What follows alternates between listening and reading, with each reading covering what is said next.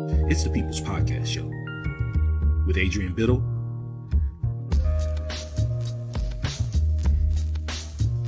Melissa Bartlett,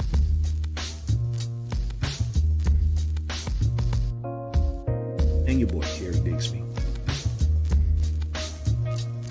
It's your show, so tell us what you want to talk about. It's the Round Table Podcast Show. Yay! We're back. Yep. I was about to say something, but I said, no, I'm not going to do it. It's going to be good. He's doing it already.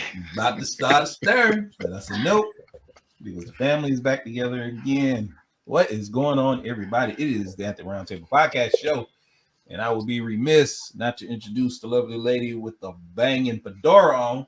Booyah! Her name is Melissa Bartlett, aka Miss Pitbull. What's going on, sis?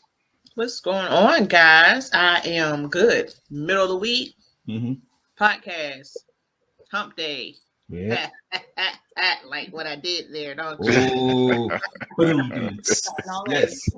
But yeah, super excited about it. I guess she is family to us, and so I always have a good show when she shares her knowledge. And you guys know I missed A Money so much. Oh, the tears were flowing a couple weeks ago, boy. You should I missed my brother. I didn't have anybody to pick on, and I need that to make my day. Like, what kind of mess is that? I get it. Oh man, she longs for it. She longs for it. She does. Yeah. Well, I missed y'all. I missed you all as well, and I appreciate y'all holding it down. And that show was a good show. I saw some very talents and people that I didn't know they had. Very decent impressions and slapstick from both sides, y'all. You all did y'all did fairly well. All right. And again, I'm A Money, and the gentleman to my right on my screen, but is Mr. Urban himself. Excuse me. No. We done upgraded. Mr. Cultured himself, the conductor, CD. Yes. And I want to thank everyone for allowing us the opportunity to have that show and just to be able to show the love and affection that we have for the gentleman known as Adrian A. Money Biddle. We would be remiss not to do so and just to, highlight on his many talents and his baritone that keeps us going throughout the show. For that, we say thank you, A. Money. thank you very much. Put a smile on his face. That's it, man. Make him laugh. That's it. But yeah, thank y'all for joining us this evening. If you don't know, now you know. She is family. She is the one that we go to whenever we have questions about sexuality. The myths, she debunks them. She educates as well. We love her for that. And just for her being her, she is Liz Mallers. Hey, welcome back. Yes. Good to be back. Thank you so much for having me again. I missed y'all. Oh, likewise. We missed you. Yeah. It's good to see your faces. So what have you been up to? Oh, good stuff. I've been busy with lots of good things, but moving in, you can see the tape on my wall still, trying to plan out how I want to put everything up. And we've been in this house for a little over a year, so I should probably have stuff on the walls by now, but it takes time. So you got the plants though. That's important. I do. I mean, they're just kind of thrown on there for now, but they like the sunlight that comes in this room. So as do I. Yeah, moving in, still doing that entrepreneur sex coaching and educating and consulting and workshopping and wearing all the hats. So not as good as Melissa's hat there, but Oh, was channeling Boy George a little bit. The 80s were calling. I like it. Yeah, it's tight. Yeah. Yeah, things have been good. Mm-hmm. Will there be a song, maybe? A song? Yes. Yeah, Melissa. Let's No. do one. Embrace it. It's not Embrace it. fair. I did impressions last show. It is your turn to do something. Show us And your talent. I got a request. Come a Go ahead. chameleon. Come a chameleon. Come a chameleon. All right, that's enough. I was just getting into it now. Me too. Me too. Just easy. Let's get into some questions. Okay, let's get into Miss Mahler's wheelhouse here. So you say you've been busy. You've been doing workshops and things of that nature. What are some of the things? Have you added anything new, or have you taken anything out? You're noticing like there's a shift or a change in what's needing helps or answers or questions for like my services, for your services. Mm-hmm. Well, with the workshops, I'm gearing up for workshops. They took a lull with COVID since they're usually in person, because I like to be engaging with my people, and it's so hard to be engaging over a screen, which y'all do so well. And I could take a note out of your book, but it's tough. So I took a little break from workshops, but I'm doing some collaborative workshops coming up.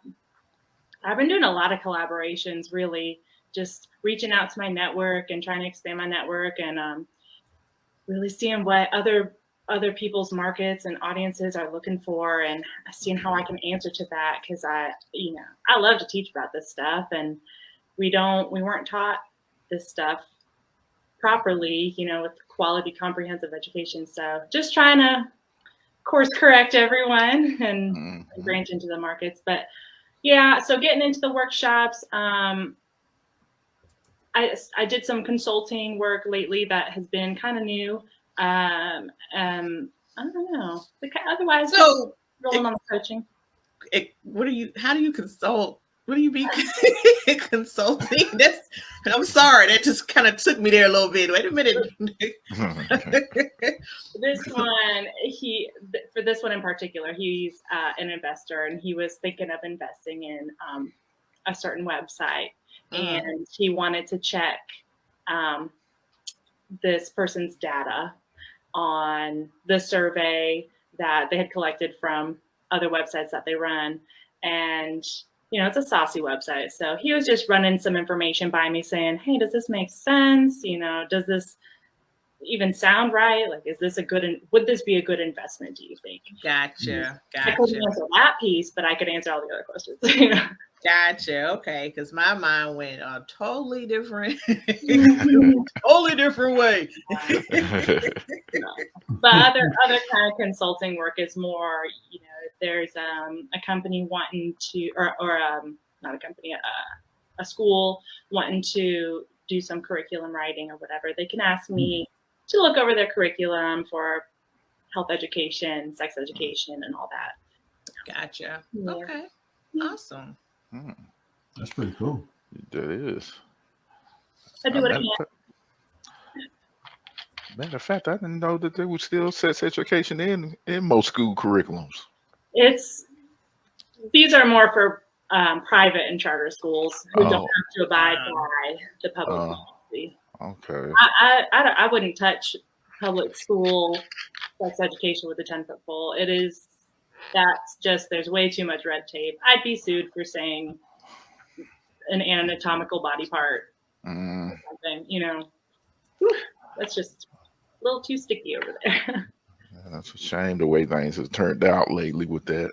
Yeah, I would say that. It's unfortunate because it's almost like a catch-22, because you, as a parent, you will want your child to be educated properly and not get out in the street per se. Right. But then when it is trying to be educated properly, you want to confine or put handcuffs and a gag on some. Maybe I shouldn't say that. But that's okay. Never mind. Constrain the educational portion that is trying to be taught. forget the gag and handcuff thing. My bad. I'm sure we'll bring that up later with this. Okay. This is not the family show, y'all. Okay. Well, I mean, it can be. It could be the starting of making families. Who knows? Good point. I digress. You two are on it tonight. That's what happened. Figuratively. What are you talking about? Liz, it's gonna be that kind of show. Hey, I'm cool with it. I'm here for it. CD, I agree, because you have someone like Liz that's going to tell them, the truth, and this isn't coming from sex for reproduction. Like, this is health as well. Mm-hmm. When I had it in like the 80s, they were like using the plug. So the socket was the female and the plug was the male. Like, that's not really educating us, and I remember like we had to get the consent form signed, and then there was some parents that was like, I don't feel like, this is appropriate, Right. So, I mean, it just seems like they would want that type of educational experience and opportunity, because you're training kids. I mean, by the time they're in 5th grade, they need to be talking about sex. I'm sorry. That's the world we live in. Going through puberty at that point. Yeah. Right. So, you need to introduce them prior to that. But like, when you really want to kind of start having like an intentional conversation, I think by the time they're in 5th grade, 10 years old, they hit the double digits. Like, our kids need to have real conversations, not traditional, not family, hand-me-down stories, like just real information given to them. Yeah. And you're right too with Charlie, with your point too, Carrie, wanting to put some limitations on what is taught to the kids, especially at younger ages. The thing that I think a lot of parents and politicians, but we won't go there, think and imagine if we just had unlimited sex education in schools, is that, we're sex educators are going to come in and like, just ruin their innocence and talk about 69ing in kindergarten or something. And it's like, no. We're not even talking about sex yet. We're not even talking about puberty yet at that stage. Sexuality also involves health, so proper hygiene. It involves relationship types and family styles. So teaching about, within sex education, you could teach about some homes are single parent homes. Some homes there's 2 moms or 2 dads, or some homes, some kids are brought up by their grandparents, and that is still under the umbrella of sex education. And that's more what you talk about with the kindergarten, 1st grade age ranges. But when sex education gets pulled, there's not necessarily that conversation happening with these kids. It's also about agency over their own body, which is really, I think, the main thing that I'm upset about with sex ed being pulled is, when you teach young children about their bodies and you teach them that they have the authority to tell somebody no when it comes to their body, then what are you left with? There's too much shady business happening. We need to prep our kids and give them the authority over their own being, right? Mm-hmm. Correct. Mm-hmm. Yep, you're right. Anyway. So true. So true. And it's interesting because Charlie Tooze just noted, she had made a statement. She said they act as if we're porn educators, LOL. Yes. And that is far removed from what you are. Picture this. Okay, so you have a young person who is just now getting to know their body. And my question to the parents would be, would you rather an educator get with them and speak about the changes, what's going to happen, what you need to do, all of those things? Or would you rather he or she be in the park amongst their friends and they get, dared, and then one thing leads to another, and now you have this candidate or them not understanding what they're doing, and then it becomes a habit, not understanding, you know, that sex is more than a physical thing. It's these things. You know, it's just crazy to me that they would do that. Many parents would have a problem with that. But then the irony is you'll break your neck and you invest hundreds of thousands of dollars for that child to be an amazing athlete or whatever. But this is something, if not taught immediately, could affect them for the rest of their lives, one way or another. You know, it could, you know, and a lot of times you hear horror stories about kids who did not understand it, and then something happened, and now they're marked, and therefore that's their relationship, a good positive relationship later on with someone. Yeah. So yeah, it's unfortunate.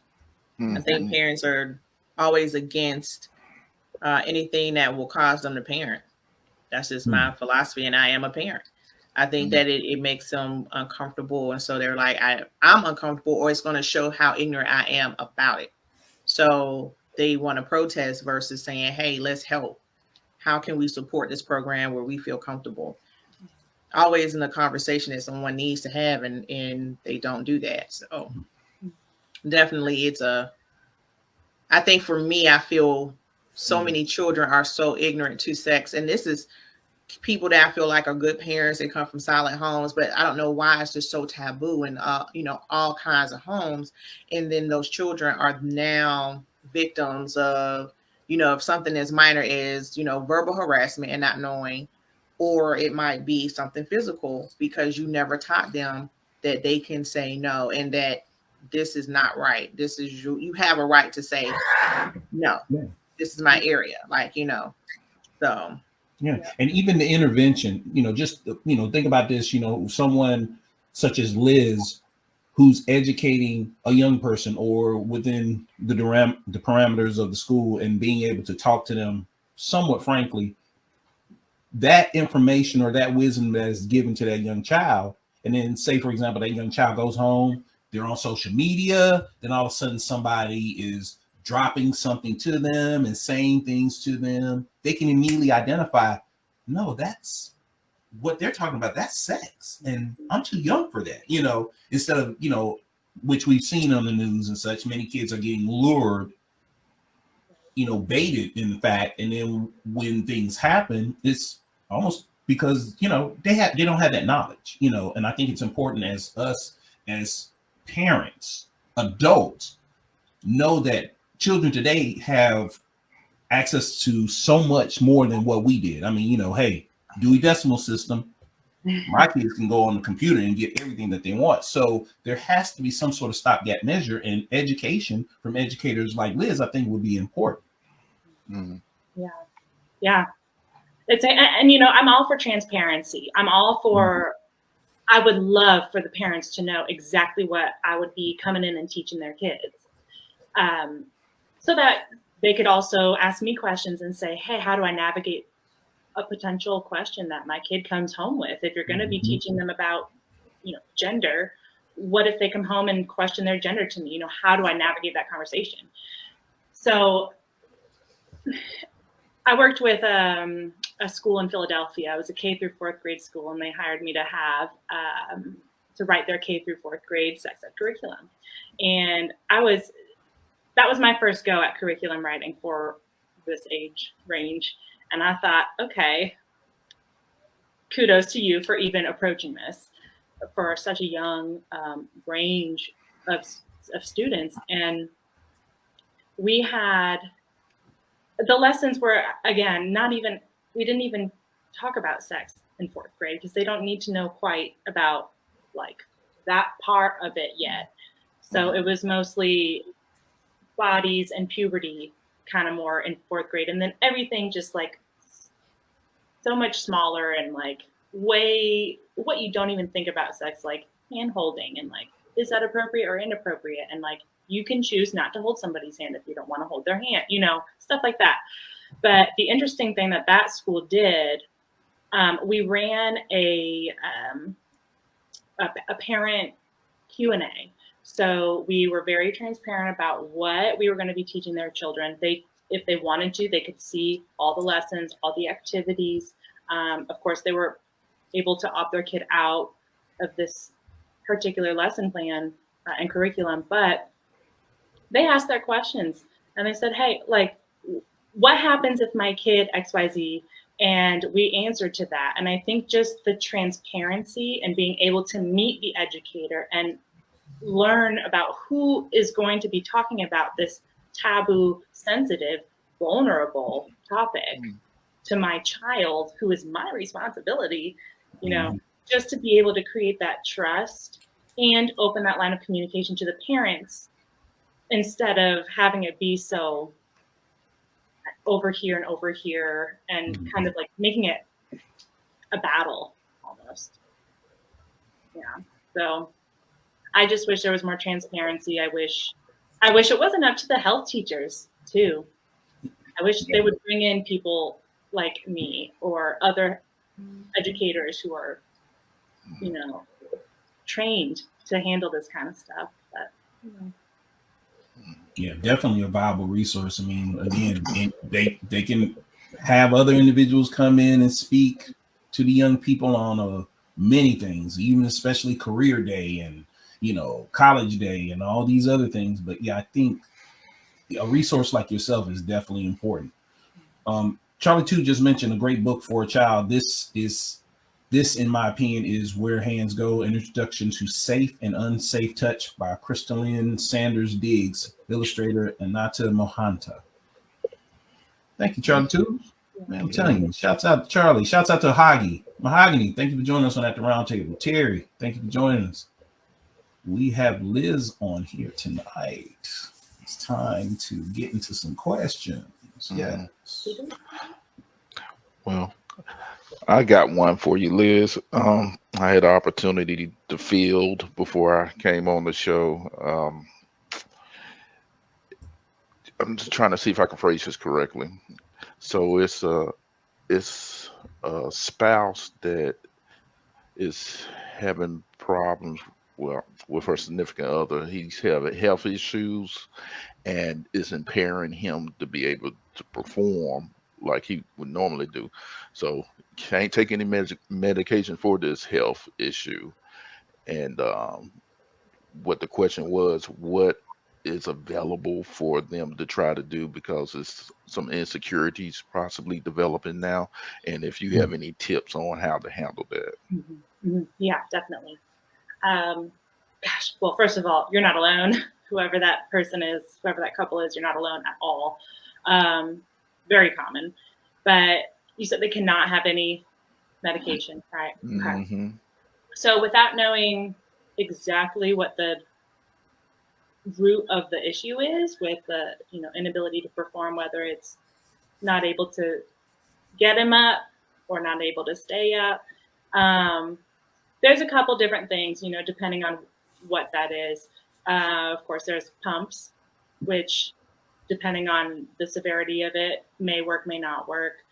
There's also the erection rings that once you're pumped full, the ring kind of holds, it sits at the base of the penis and holds the blood in there to help keep him hard. And that can help a little bit with the confidence. That can help a little bit with, obviously, the performance.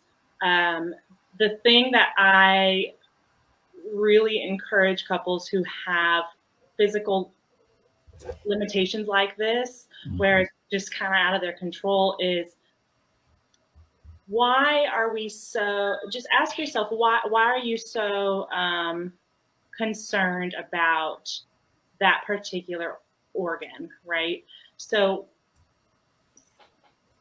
just bear with me here. So like a lesbian couple, none of that's involved, right? Of course, there's toys that they could use, but if no toys are involved, then they're satisfied, and actually they report higher satisfaction than heterosexual couples. So it comes down to intimacy and that kind of connection. So how are you connecting and staying present with your partner through some of these ailments or concerns? You know, how are you being there for each other? How are you showing up for yourself? How are you showing up for them? What are you doing in between intimate moments to help you maintain a positive mindset about yourself and about your partner and about your intimacy together. It's really tough to just not do anything intimate with each other, not do any kind of like flirting or tiny little intimate things like just text, hey, I'm thinking of you, or leave a note on the coffee pot or something, like have a great day. Just little moments of small, tiny drops in your intimacy bucket. You can't just go in and say, okay, it's time for us to have sex. Let's just turn on the intimacy now. You need to, you can't build a fire without first having a spark or a flame. Right? There's no buttons. There's no button. Yeah. You need to keep your pilot light on, right? Otherwise your fire's not going to turn on. So how are you keeping your pilot light on in between those sessions? But yeah, specifically for this couple, look into those products. They, depending on what's going on, it may or may not help. There's, I don't know how drastic they want to get, but there are injectables, and I know that sounds like for that part of your body, but there are some like injectable shots to help. It's not taking a medicine every day or at the time of intimacy, but it's more of a long-term kind of help. However, focus on how else can you shape your intimacy.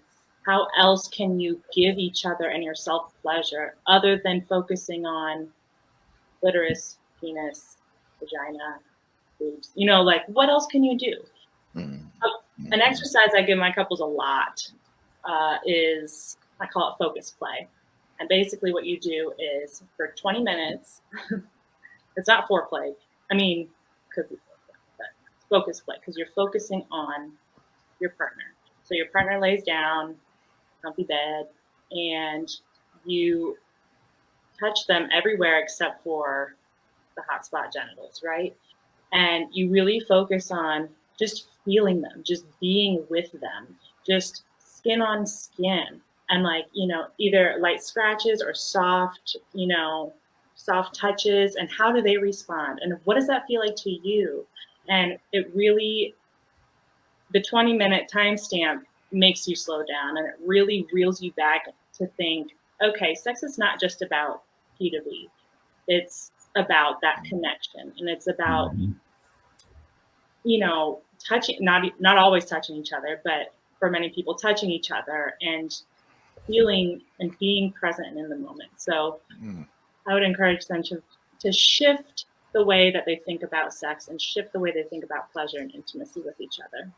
Okay. It should help with the confidence piece too. All right. It's very good. Yes. Charlie 2 just said, my products are great. Partywithcharlie.com. There you go. There you go. Right. That was a very good one right there, man. Yeah, I thought that was interesting. Yeah. Mel, I know you had some as well.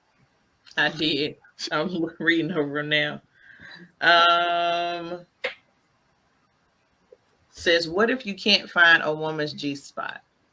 Ooh. Or how do you find a woman's G-spot? Yeah, the G-spot. Oh, the G-spot. Okay, so the G-spot may not exist in every woman. It's actually clitoral stimulation from inside. So the clitoris, if you imagine, is not just that little button on top. It's much, much bigger than that. It comes around and it looks like a wishbone. So if you imagine a wishbone with kind of a curved nose, you see the nose, and then it's got the whole wishbone. It's got two legs, and the legs straddle over the vaginal canal.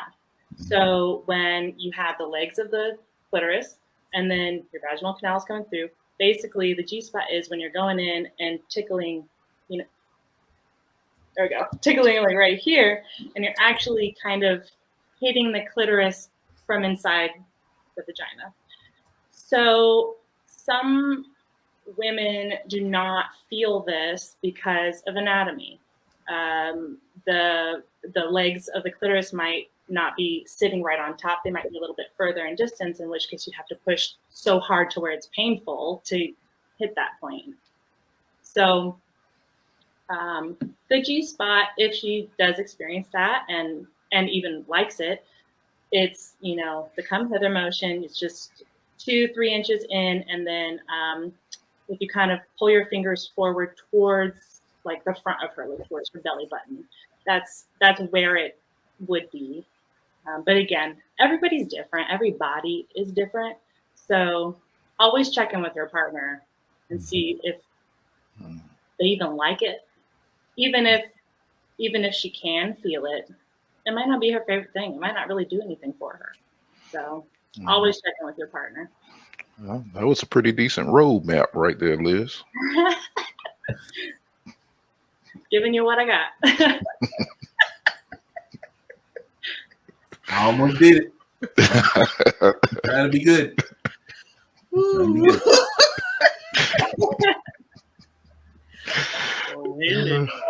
I'm not 2 inches, and then I'm gonna go up. No. Oh gosh. I'm not gonna do this. Yeah. Hold on. So Charlie 2 said, I just love hearing proper terms in lay speak. I love when Liz is here. You do too. I'm telling you. Thanks, Charlie. Charlie said that's what he said. Oh man. Oh gosh. That was like 5 jokes in my head, but never mind.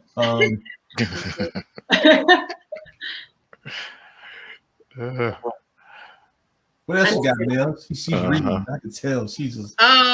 So this is like a scenario. Putting physical and emotional feelings aside, what makes sex such a mental activity? Your orgasm happens between your ears, not between your legs.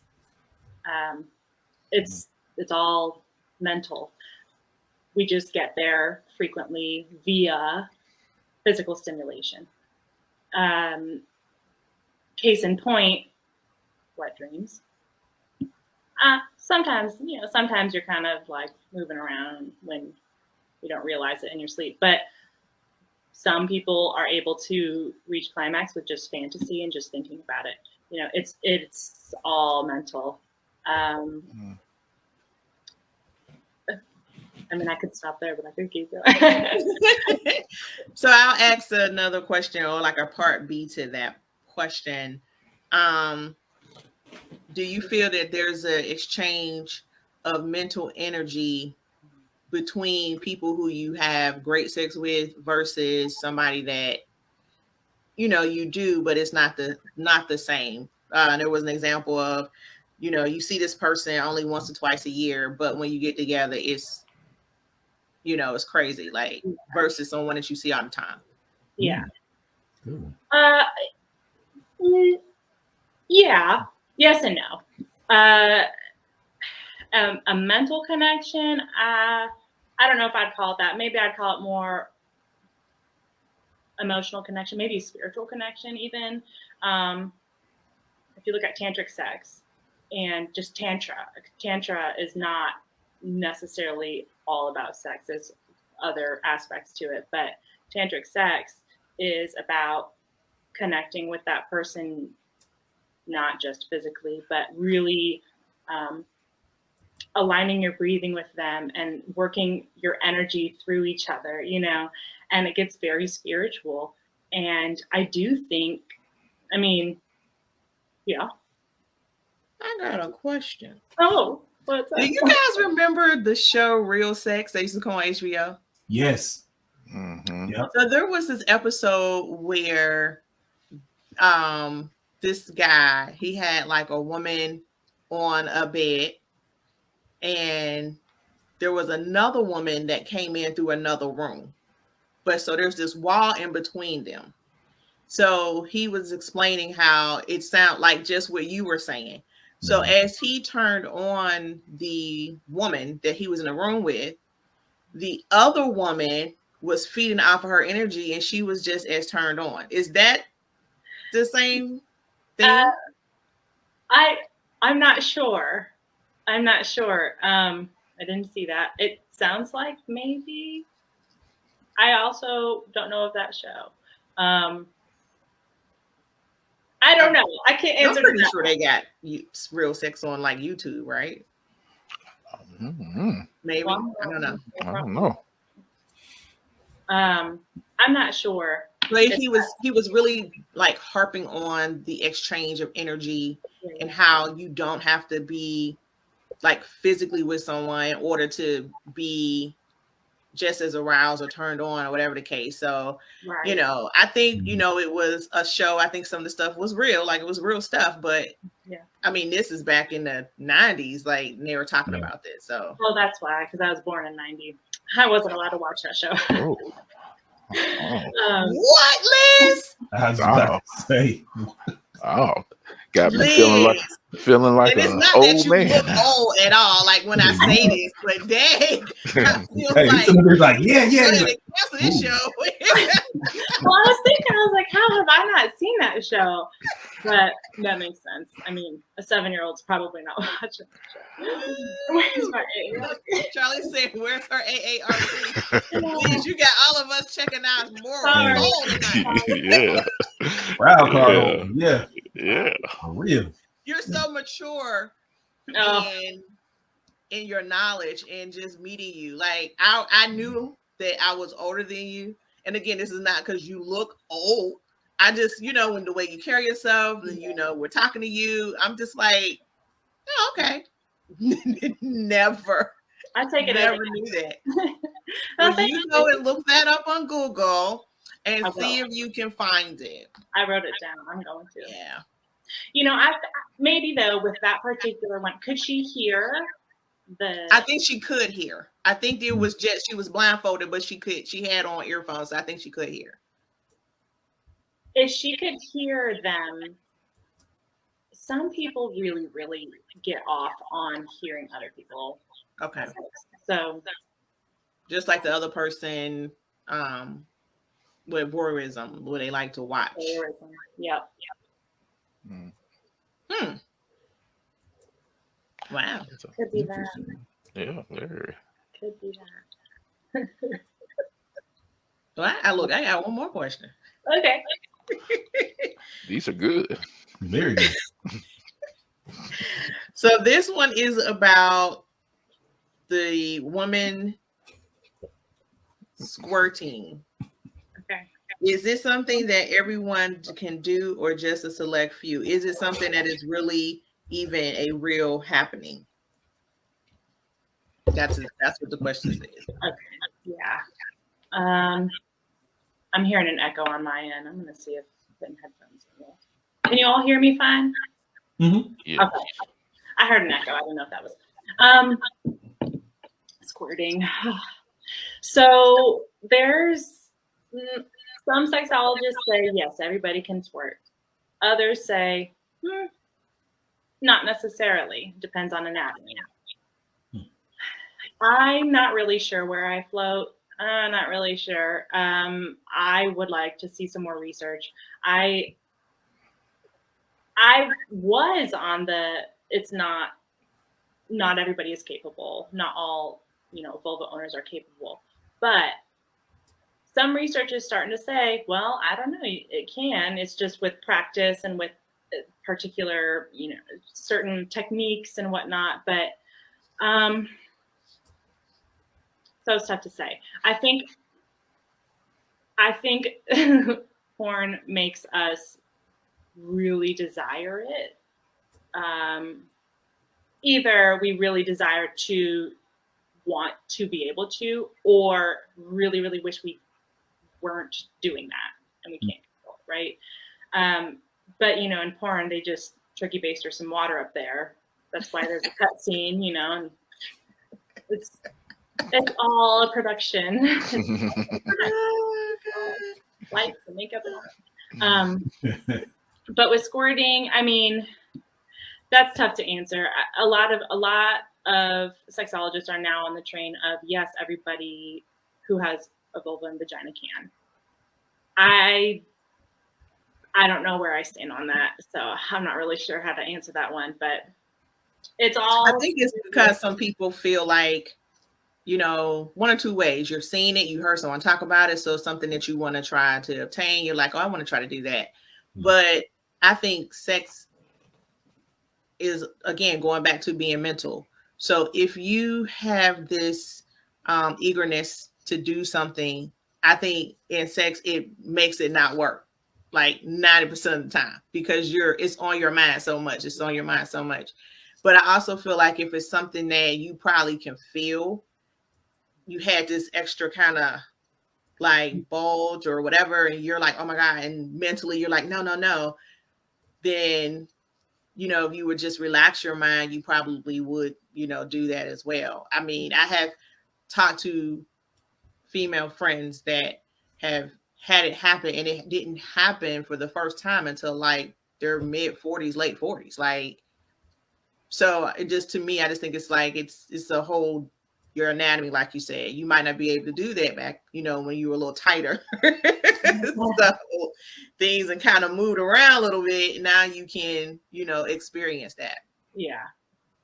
Yeah. I mean, I guess technically, as long as you have the glands, you know, the Skene's glands on the side, and there's vestibular bulbs that play a part in the stimulation of it. And there's just a lot of little anatomical terms that get real boring real fast for a lot of people that come into play with this. And I mean, I guess technically, sure, but that doesn't mean that everybody's going to have, like you're saying, it is so mental. And I've heard too, like you're saying, that it might feel like you're about to pee right before it happens. Many women describe it like that. And then they hold themselves back because they're like, ooh, I don't want to pee the bed. We're in the middle of sex, you know? So then they stop themselves, and then that becomes habit to stop yourself beforehand. Right. And your muscles tighten, like you're saying. So, I don't know. Maybe. Some people with practice definitely get themselves there to that point. Some people say you just got to drink a whole bunch of water. Fill your bladder. You got to drink a whole lot. You got to be hydrated. But then you're going to be having, I mean, full now you're going to be peeing. So. Interesting. One of my guy friends is single, and he had a woman do that, and he's like, it was not a turn on for him at all. A turn off? It was a turn off. Oh, it was a turn.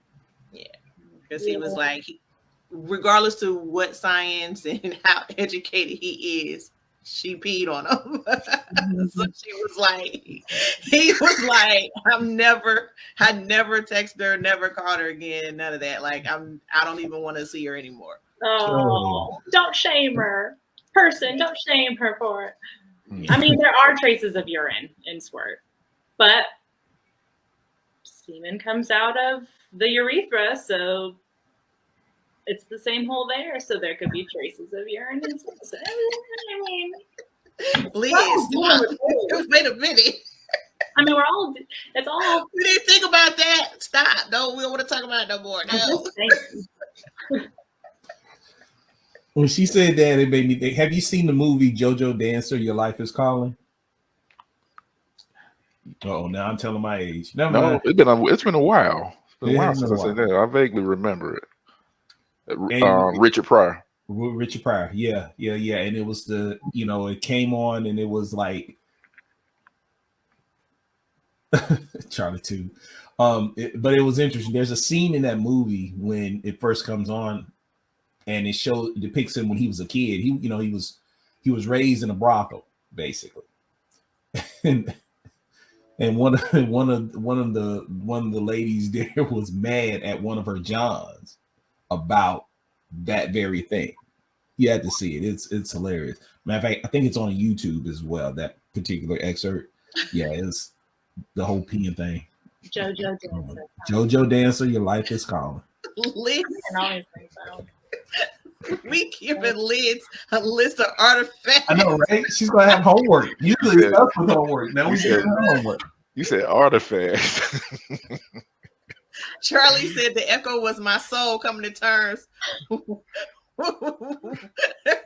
with your age, Liz. Oh, sorry to put that on everyone.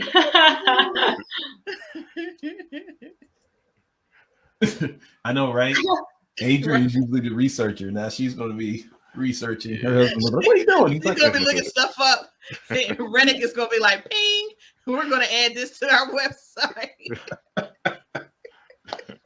oh man. Oh, my cheeks always hurt on this show. Melissa's fault. She did it. Yeah. That's what I'm here for. Liz, I want to say, I think as a woman getting older, tell my age, like knocking on the door of 50, there's always a fear of like this taboo about not embracing the changes that your body goes through. Not embracing the changes, we're gonna just say your homegirl goes through. So can you kind of just debunk some of those rumors that you hear? Yeah. Oh, yeah.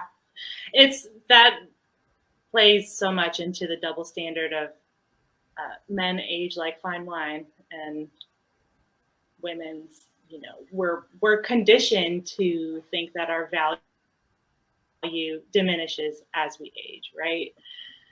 Oh, it's so messed up. Gosh, yes. I just had 1,000 thoughts going through my head at the same time.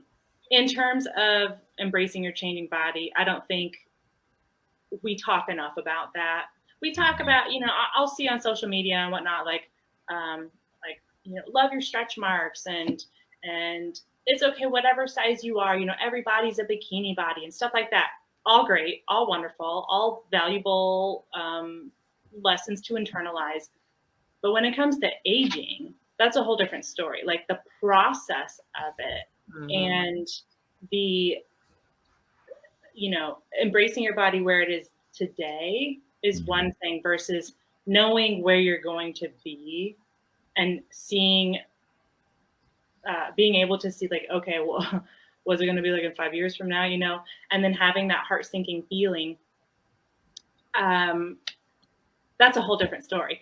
So I'm a firm believer in affirmations and gratitude and being grateful for what you can do. If your physicality is not as, flexible or whatever, you can't do certain things, being grateful for what you can do, being grateful for, you're laughing. Why are you laughing? Because I was thinking about a female associate, not really a friend, and she said that she and her husband were having sex and her knees locked up while she was on top. So I'm just thinking about what you said as far as like not being as flexible, not being able to do things you used to do. And so, you're trying to move and you realize that your knee is like, no ma'am, we're staying right here because we gotta wait to unlock. And she's, she said they laughed about it or whatever, but she's just like, we're getting older. Like, it doesn't mean that you don't still do those things, but you have to realize like, I can't do that anymore, Yeah. I'm glad she laughed about it though, because that's kind of what I was gonna be getting at, is like roll with the punches, like laugh about it. I mean, we kind of talked about this a little bit, Melissa, right before we went on, but if you're not living, you're dying, right? So part of aging, if you're not aging, you're not living. So it's tough to just say, just embrace it, I mean, easier said than done. But I really, I would love to see our culture start to idolize aging, and not idolize it, but put it on a pedestal a little bit. Like, let's I'm seeing a small movement in my. I feel like sometimes on my social media, I'm in a little like sexology bubble, and I just see what's going on there, but like reality of the rest of culture isn't there. So sometimes I feel a little out of the loop. But at least in my little bubble, I'm seeing a push for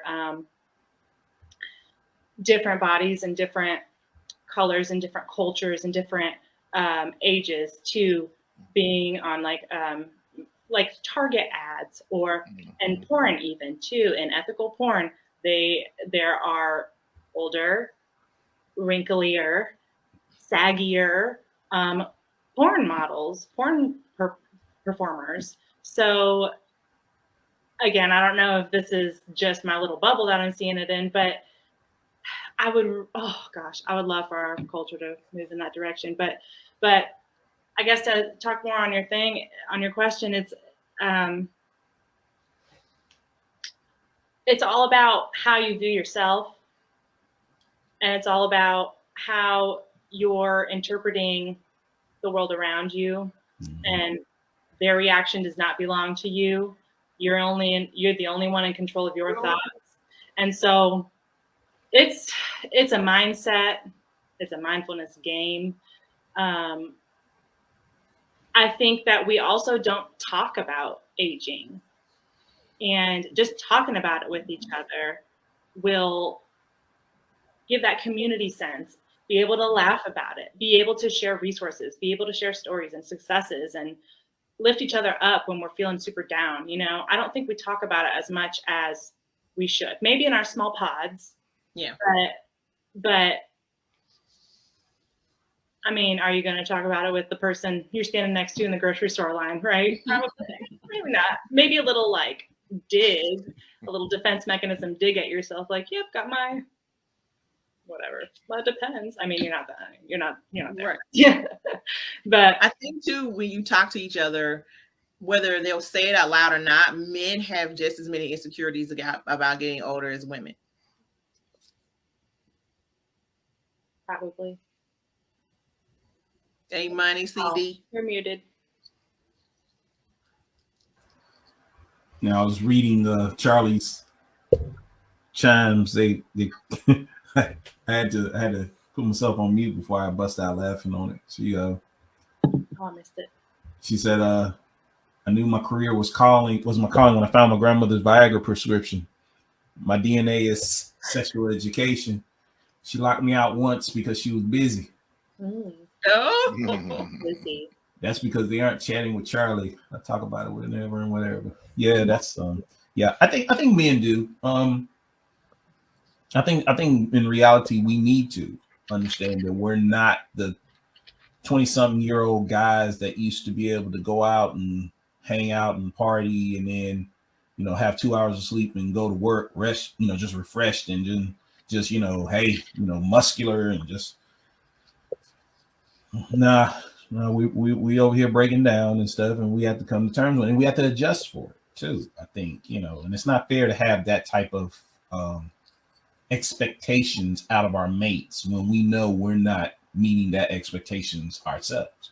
We have to kind of like coexist, or understand, like, shoot, knee locked up, hey, back locked up, let's laugh, Right. Liz, do a man's muscle mass have any influence on his girthiness? Girthiness? Or ability to what was that word? Say that word again. The ability to stay. Say the word again.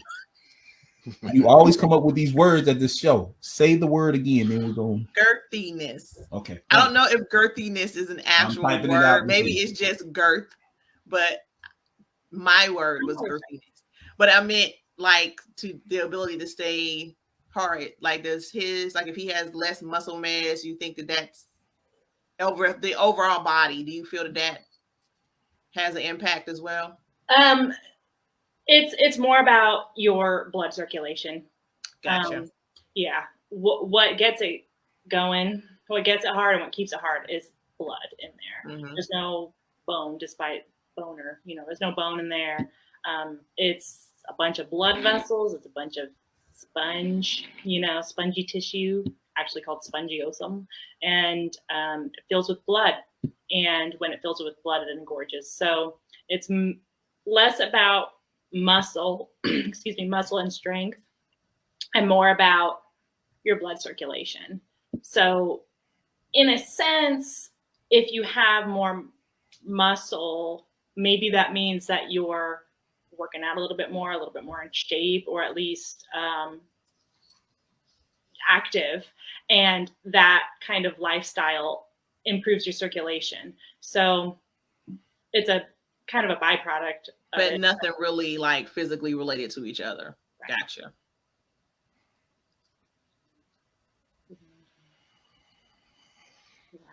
Hmm.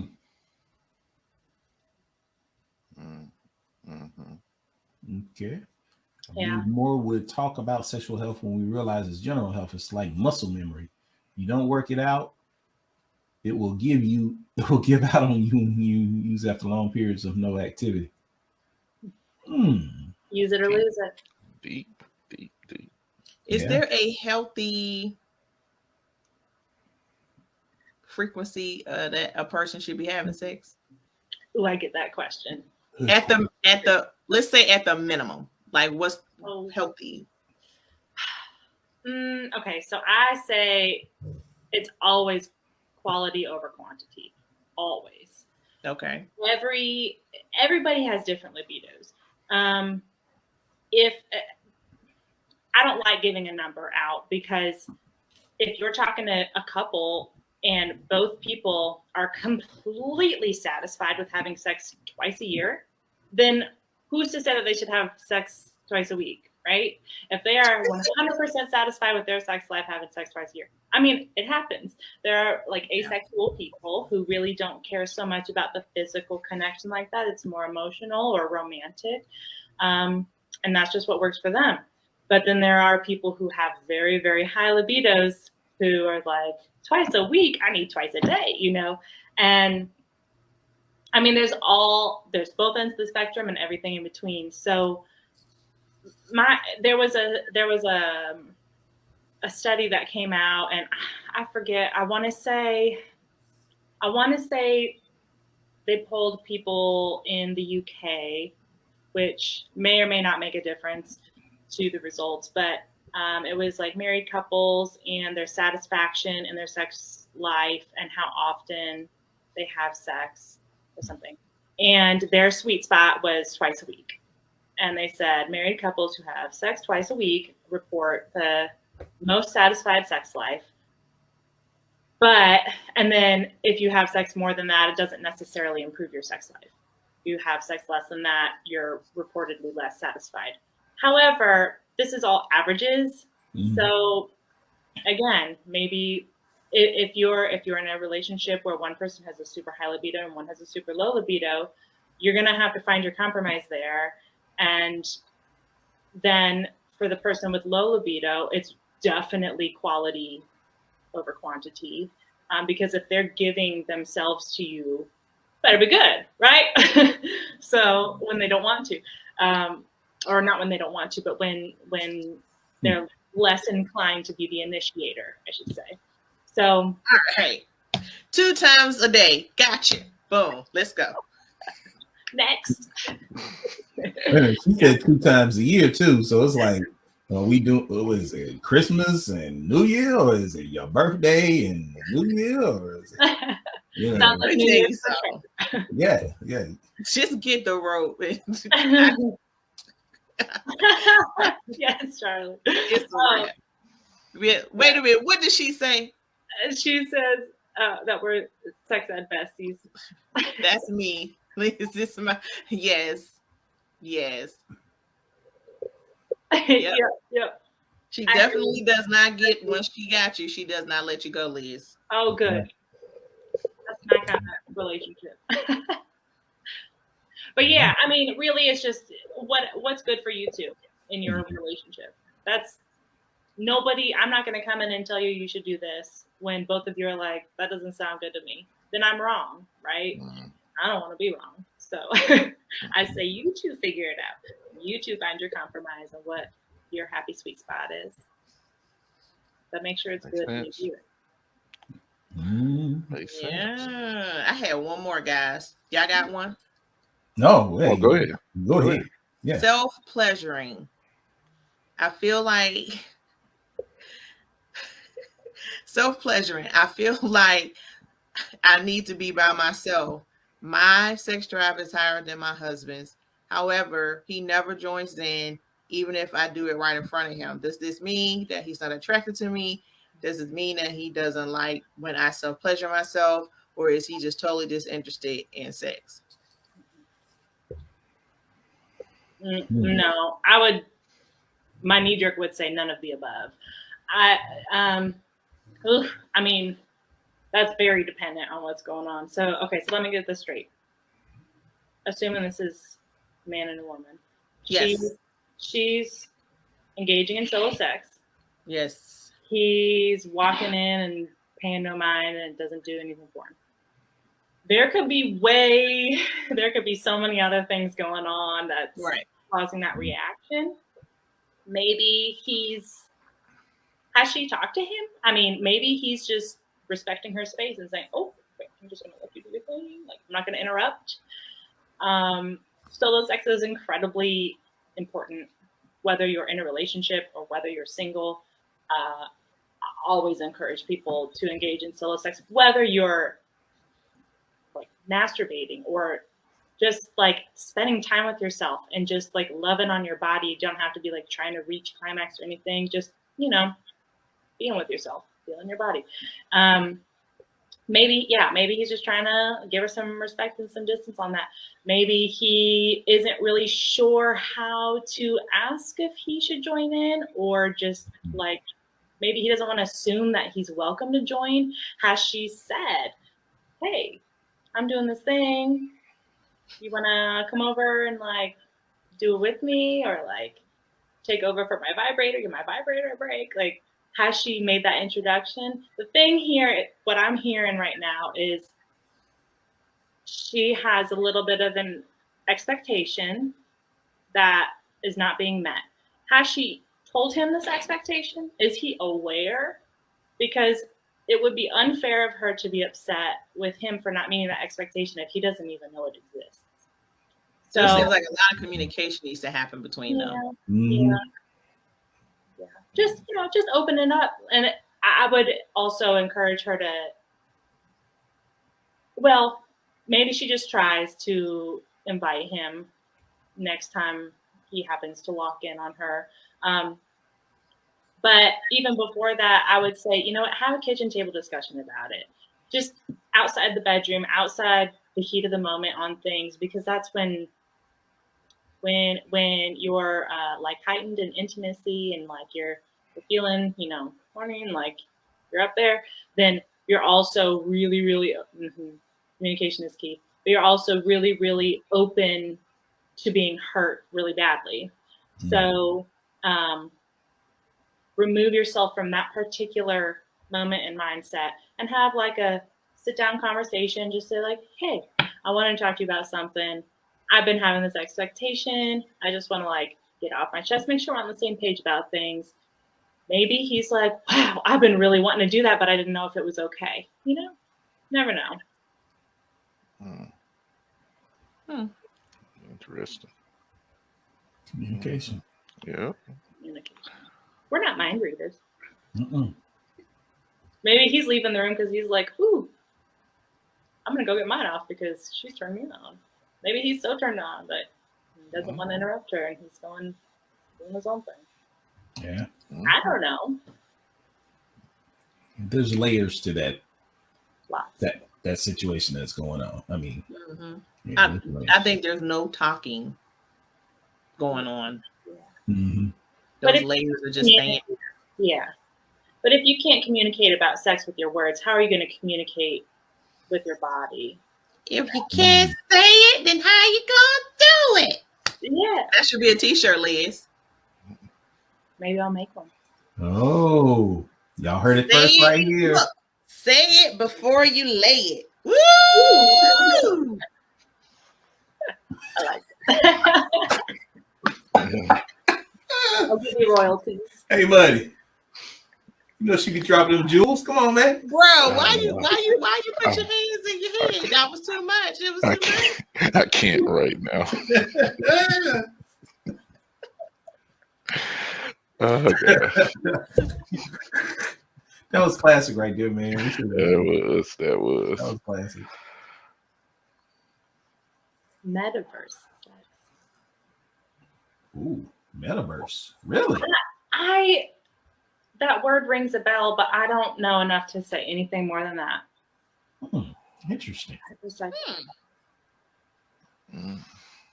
it's something about virtual reality. Man, they are making waves with virtual reality and sexuality mashup.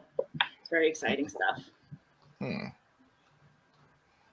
Next show, we'll be talking about that. Hey, another avenue, though. I mean, you know, another avenue of education. Yeah. Mm-hmm. Oh, Charlie 2 just said, I will post article in 1 second. Okay. Thanks. More research. She is going to be busy because of us and this show. I mean, she was probably thinking, hey, I'm going to hang out with my people, have a great show. Now she's got like all this stuff she's going to have to review and research. So it's a virtual reality world where users can interact, game, and experience things as they would in the real world. Oh, so it's gonna be like oh look, Liz, here goes another one of your artifacts. Yeah. What's the movie with Sylvester Stallone and Wesley Snipes? He has the blonde bob. Demolition Man. Was it Demolition Man? Demolition Man. So. And what's the name's in it too? Sandra Bullock's in it too. Yep. So Demolition Man. Demolition Man. It's like a future utopia world where they didn't exchange any bodily fluids, so they had these head can't like things you put on, and that's how they interact sexually with each other because it was against the law to exchange bodily fluids. Okay. And that was in the 80s, I think. That came out in the 80s? Yeah, I want to say 88. Like, 89, yeah. Somewhere in there. Yeah. That was a good one. If nothing else, just for that scene. So the way that they rehab criminals is they like programmed them and they did some type of a freeze. They programmed them. So when they were released back out into the world, like they had this serial killer, he knitted when he got out. You know, it was like crazy stuff. So this is 88, 89 projecting what 2000 was going to look like. Yeah. You know. Yeah. Taco Bell, funny thing, Taco Bell became a elegant fine dining restaurant in the future. Oh. Yeah. Well, that tells you. You're wrong on that. Yeah. So that may be something you can just put on and be like, let me laugh, get you a glass of wine and just laugh on, if nothing else, knowing and seeing what things look like now versus what they were imagining it to be. Interesting. So Charlie Tools was saying as far as Metaverse is using Oculus to stimulate it. Wow. Oh, another t-shirt. Come on. We're going to be getting into what's the name? Yeah, Liz, you better write these down, girl. Oh my gosh. The summer's coming. Everybody wants a sassy tank top to wear and t-shirt to wear. Yeah. Goodness. Stimulate to stimulate. Stimulate to stimulate. Got another one. He did it. Oh, I got one. Go ahead. Find a wishbone. Woo! Hey, that's a good one. I can see that on a t-shirt. Liz, you better write these down so you get your website with your merchandise. Yeah, boy. I'll be the first person wearing it. First person wearing it. Find your wishbone. Love it. Wishbone. Because only people in that world that will know what that means. Like, yeah. Oh goodness. What you gonna say, Deacon Jeff Jams? What you got? Nothing. Nothing. Hey. I'm laughing off of you. I'm tripping off of y'all too. Hey, this t-shirt is for Charlie Toots. Like warm milk. Like warm milk. Like warm milk. She said on her statement, not all men, some men age like warm milk. Ew. Ugh. I made my stomach hurt. Not holding back with that one. Hot as cheese. Wait a minute. Charlie says she's got a product called GPS to help find the G spot. FYI. Get out of here. Really? We gotta talk, Charlie. I gotta see what you're talking about. Hit me up. Oh, interesting. Oh man. Wow. Well, guys, it looks like it's about that time once again. Man, we can go on and on and stuff. But I know y'all we'll have so many t-shirts. Y'all been just dropping stuff.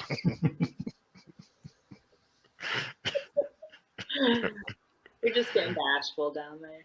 Yeah. That's what it is. But it's okay. Yeah. It's endearing. I'm the straight man tonight. Okay. Okay. All right, let's go ahead and go. Let's cut it before. And when he does say something, that's how he drops the mic. Hey, money. Yeah, you can bank on. Silly. But Liz, it has been certainly a pleasure to have you back again. I know we were jonesing to get you back on, so it is always a pleasure to have you on. Always a pleasure chatting with y'all. Oh, my day, like I said, nothing was going my way, and I was like, thank goodness I'm on At the Round Table tonight, because it's always a mood lifter for me. So thank you all. Is that another t-shirt? Yes. The first one. Oh. Charlie Twos, go ahead and put it out there. Yeah, you did the same thing. She said, wait, I said release. It's okay. It's all right. It's all right. You go get that release. She should, with that arsenal of stuff she got. She should never need a release. What toys and gadgets she got. Oh, goodness. Well, family, we want to thank y'all once again for joining us on At the Round Table. If you get a chance, please share the show. Watch the show. There are some tidbits. There's some nuggets. There's some wisdom amongst the parodies that we have exhibited. There's a lot of wisdom in this one. Just got to get past the t-shirts and stuff, and you'll get them.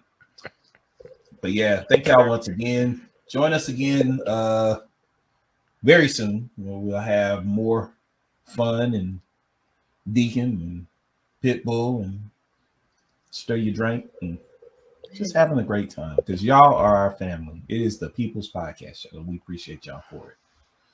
And until then, and if you get a chance, visit Liz, your website. LizMallers.com, just my name. Yep, okay, there. Yep, it's on the screen. LizMallers.com. If you're on Instagram, my handle is Liz the Sexpert. And Facebook is Liz Mallers Sexology, because Facebook is got to be a little bit more family friendly there. Oh, we love you too. But yeah, thank y'all for joining us tonight. We'll see y'all again soon. Y'all be blessed. Peace.